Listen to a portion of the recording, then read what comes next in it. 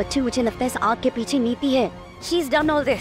आपका मतलब नीति नहीं है सब? हाँ, फ्रस्ट्रेशन में आकर उसने ऐसा किया है। कैसी फ्रस्ट्रेशन मॉम? मेरी होटल के मैनेजर से बात हुई थी और उसने मुझे बताया there is absolutely no chance कि वो चलता हुआ झूमर गिर जाए, क्योंकि कांस्टेंट सर्विसिंग होती रहती है उसकी। He was 100% sure somebody is behind this। उसने कहा दाल में कुछ काला है, वो तो पुलिस को भी इन्फॉर्म करने वाला था उतने में। परिणीति के आने वाले एपिसोड में हम देखेंगे किस तरीके से यहाँ पर राजीव और पार्वती की एक अलग बॉन्डिंग देखने को मिल रही है। भाई हाँ, दोनों ने बेहोशी की ड्रिंक पी ली है और नीति को लग रहा है कि परी जल्दी से बाहर आए और मैं उसको झालर के नीचे गिराऊं और यहाँ पर उसको मार दूं। लेकिन यहाँ तो कुछ अलग ही देखने को मिल रहा है। यहाँ पर राजीव और परी एक दूसरे के संग डांस कर रहे हैं, उन दोनों एक दूसरे की बाहों में हैं और यहाँ बहुत अच्छा सा टाइम स्पेंड कर रहे हैं। और अचानक से यहाँ नीति आती, क्योंकि नीति ने ढूंढने में लगी है कि भाई पार्वती है कहाँ। ये आग लग गई। आपका मतलब वो झूमर गिराने के पीछे नीति का हाथ है? Yes, I am 100% sure sir. मैं बहुत देर से इस बारे में सोच रही हूँ। जस्ट थिंक अबाउट, तू आज नीति को एक्सपोज करने वाली थी, तू उसका सच सबके सामने लाने वाली थी।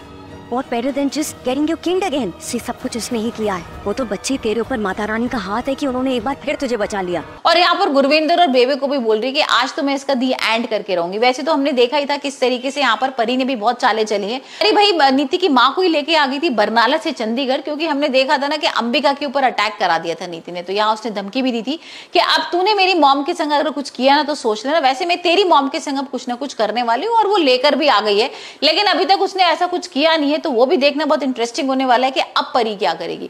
बट वो कहते हैं ना, बुरे कर्मों का फल बुरा ही होता है। बच्चे, ये सब कुछ हमने नहीं किया। हमने उसे मरवाने की कोशिश नहीं की, हमने कुछ नहीं किया है। उसे बस अपने कर्मों की सजा मिली है। वो अकेली है जो अंदर फंसी हुई है। मैं नीति को इतनी आसानी से मरने नहीं दूंगी। उसे एहसास दिलाना होगा कि उसने क्या क्या गलत किया है। मुझे उसे बताना है कि उसने दोस्ती में कितना बड़ा धोखा किया है। पर अभी तुम एपिसोड में देख रहे हैं कि नीति पहुंच जाती है राजीव और परी के पास, गुस्सा करने लगती है कि तुम दोनों यहाँ पर क्या कर रहे हो और बाहर आओ, सारे गेस्ट वगैरह आए हुए हैं।